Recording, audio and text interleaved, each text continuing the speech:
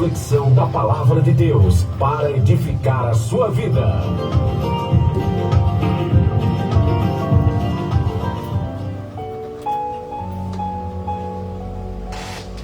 Bem, meus amados irmãos, meus amigos ouvintes da Palavra de Deus, é uma enorme satisfação estar aqui nos estudos da Rádio Farol FM 90.7 para vos transmitir a mensagem sacrossanta da Palavra de Deus. É uma honra estar aqui com os nossos irmãos, pastor Cefas Renault e o nosso irmão Mauro, na sonoplastia e direção do trabalho. Sem mais delongas, gostaria de ler aqui no livro de Hebreus, na carta aos Hebreus, capítulo de número 13, versículos de número 15 e 16, para uma rápida meditação, no tempo que me é proposto. Dizem assim os versículos: portanto, ofereçamos sempre por ele a Deus sacrifício de louvor, isto é, o fruto dos lábios que confessam o seu nome. E não vos esqueçais da beneficência e comunicação, porque com tais sacrifícios Deus se agrada. Ponto final. Não se sabe ao certo quem escreveu estas palavras, pelo menos esse livro aos Hebreus. Sabemos que é uma carta, mas não sabemos quem foi o autor dessa carta. Mas o que mais importa é que temos ela em nossas mãos para lermos e sermos edificados com a sua mensagem. Alguns cogitam a possibilidade de ter sido Paulo o escritor dessa carta, haja vista que ela fala muito do Antigo Testamento, e Paulo era um hebreu, conhecia muito do Antigo Testamento. E há algumas cogitações com relação a Apolo, que tenha sido Apolo o autor, mas nada com certeza, com convicção de fatos. Então, por enquanto não encontrarmos um manuscrito arqueológico, alguma informação arqueológica antiga da época, enquanto não encontrarmos, estaremos sempre dizendo que essa carta é anônima, não sabe-se quem é o autor, mas temos ela em nossas mãos para lermos e sermos edificados com a mensagem dela. Eu quero tirar 3 palavrinhas do versículo 16 para intitular minha mensagem nessa noite. As 3 últimas palavras do versículo 16 diz assim: Deus se agrada. Deus se agrada. Estive meditando a respeito dessa expressão de agradar-se, que Deus se agrada. Estive pensando, será que existem outros versículos na Bíblia que corroboram essa afirmação que Deus se agrada? Para a gente formar uma concatenação de ideias e transmitirmos uma mensagem. E eu me surpreendi que encontrei vários textos na Bíblia que mostram que o homem pode ter algumas atitudes, demonstrar algumas posturas, alguns comportamentos que podem, por meio deles, satisfazer o coração de Deus e deixar Deus contente com o nosso comportamento.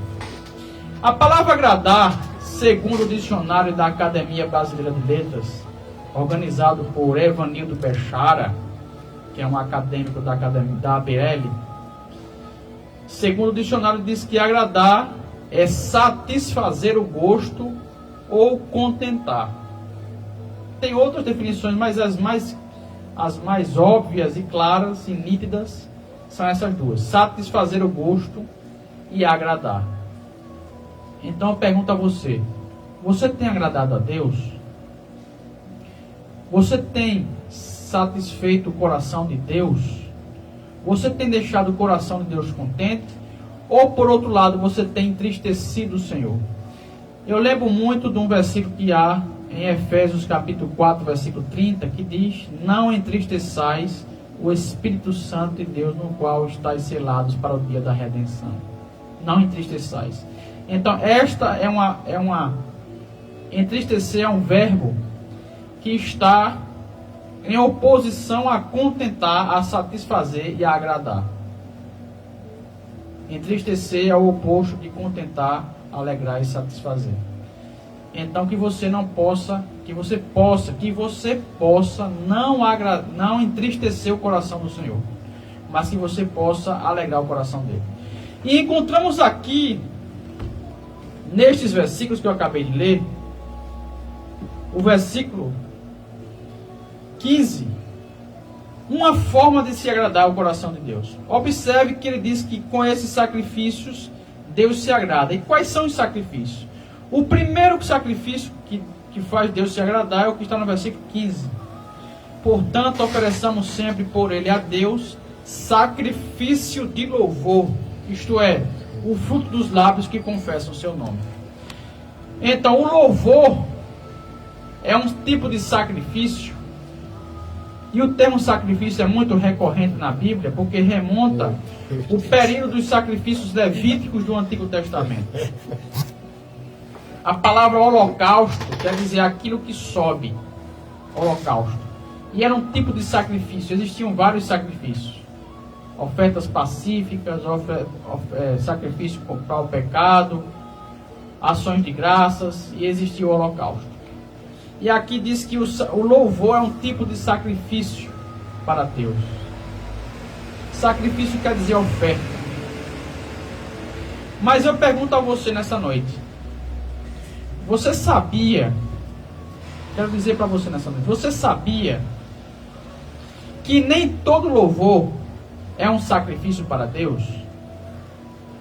Existem pelo menos dois tipos de louvores. Não, a princípio eu queria esclarecer, existe diferença entre cantar e louvar. Cantar é a emissão de música, é a emissão vocálica de canções melódicas e ritmadas. Isso é cantar. Já louvar é mais do que cantar. Louvar pode ser entendido tanto cantar músicas para Deus, como elogiar a pessoa de Deus, exaltar, enaltecer a pessoa de Deus. Isso é louvar. Louvar é mais do que cantar. Cantar é você emitir sons vocálicos ritmados com um certo tipo de letra. Já louvar é você usar essa canção para exaltar a Deus. Então louvar é mais do que cantar. Existem alguns tipos de louvores que não são, existem alguns tipos de canções que não são louvores a Deus, mas são cantadas em nossas igrejas. Você sabia disso? Por exemplo, aquela música Sabor de Mel. Existe uma frase que diz nela que eles vão estar na plateia e você no palco, vão olhar e ver Jesus brilhando em você. Essa canção não é um louvor, porque louvor tem que ter Deus no centro, tem que exaltar a pessoa de Deus. E essa canção ela é antropocêntrica, ou seja, é o homem no centro. Antropos é homem e cêntrica é centro, é o homem no centro. Essa canção do início ao fim exalta a pessoa do homem. Todo foco é para o homem, toda exaltação é para o homem. Essa música Sabor de Mel, que muitos tocam nas rádios, é muito tocado nas rádios, na internet, tem milhares de visualizações no YouTube, enfim.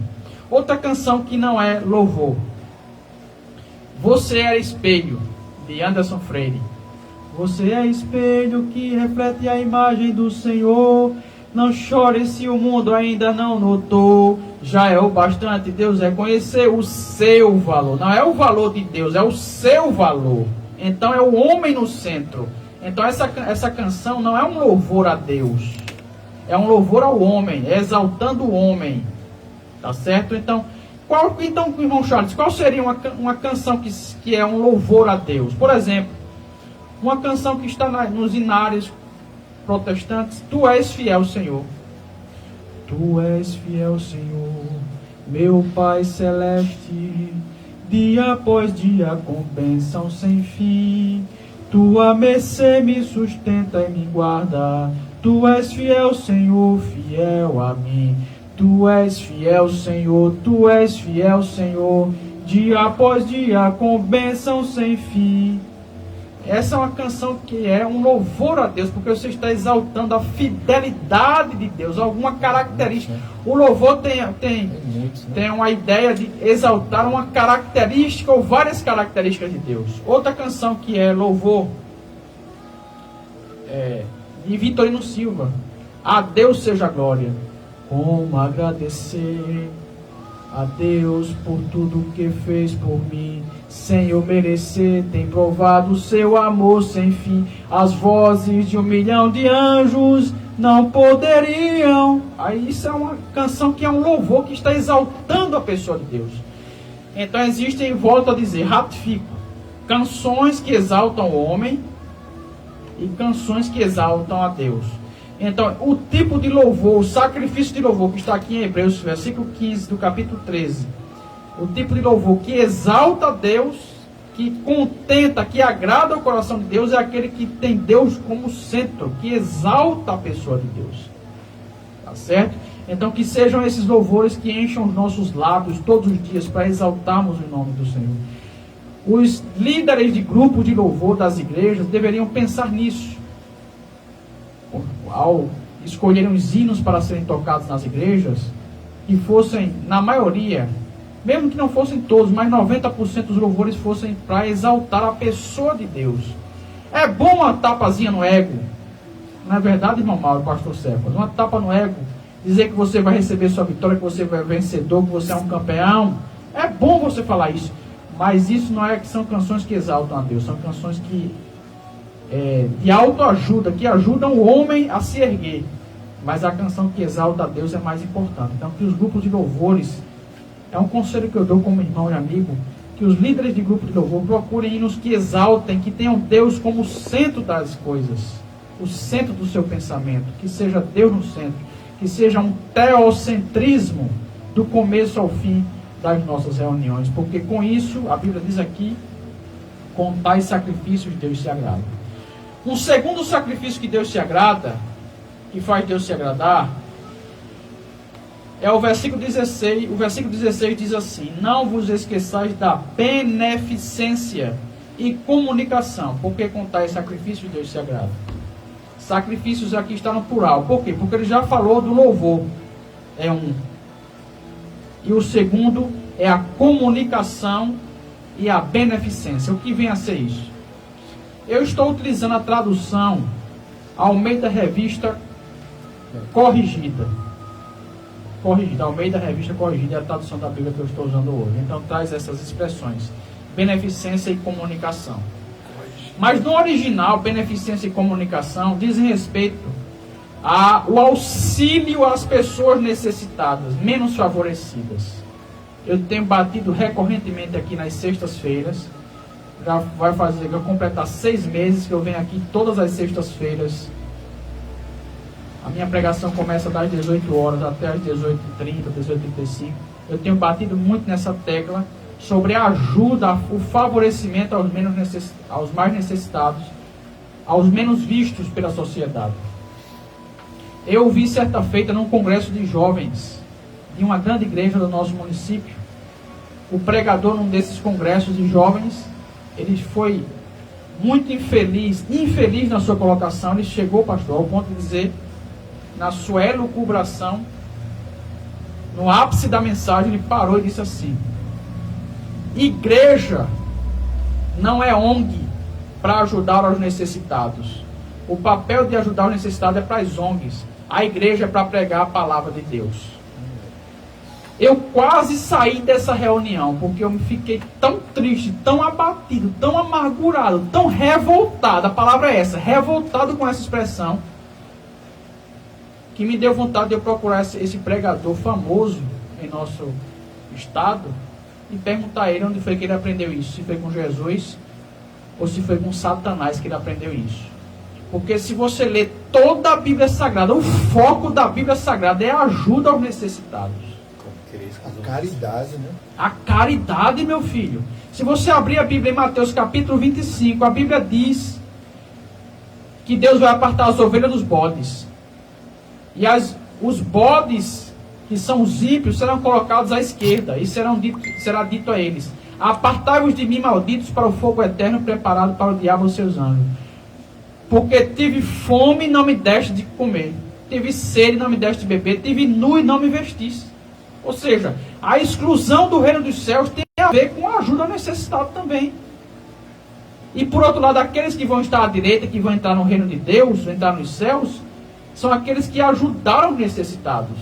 Não que a salvação seja o foco, não que a salvação se baseie na ajuda, mas ela é uma demonstração de que já somos salvos. O salvo tem que praticar boas obras como demonstração da sua salvação, da aquisição da sua salvação. Então, meu irmão, se você tem condições financeiras, ajude uma pessoa necessitada. Igrejas, o que é arrecadado na igreja, deve-se pensar também no menos favorecido.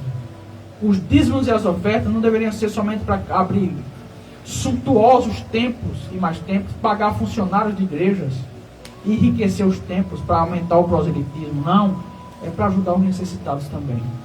Pensar nos menos favorecidos.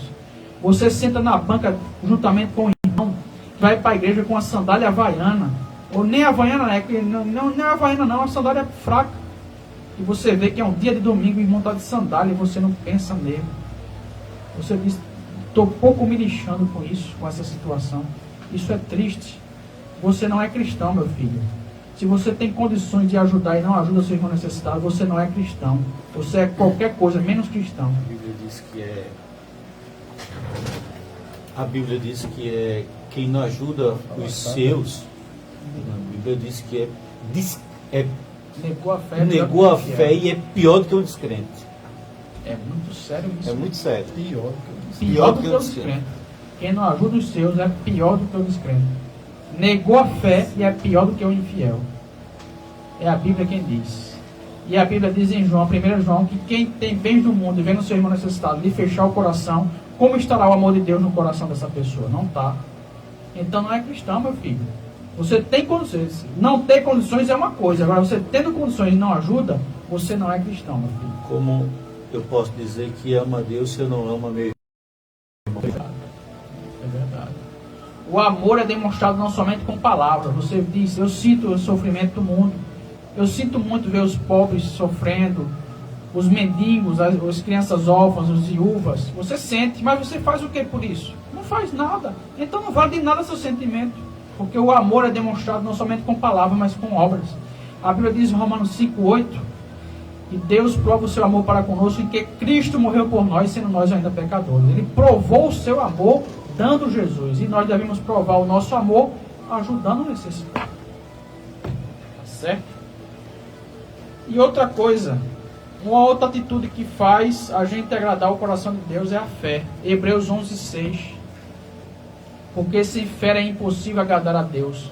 Porque é necessário que aquele que se aproxima de Deus creia que Ele existe e que é galardoador dos que o buscam.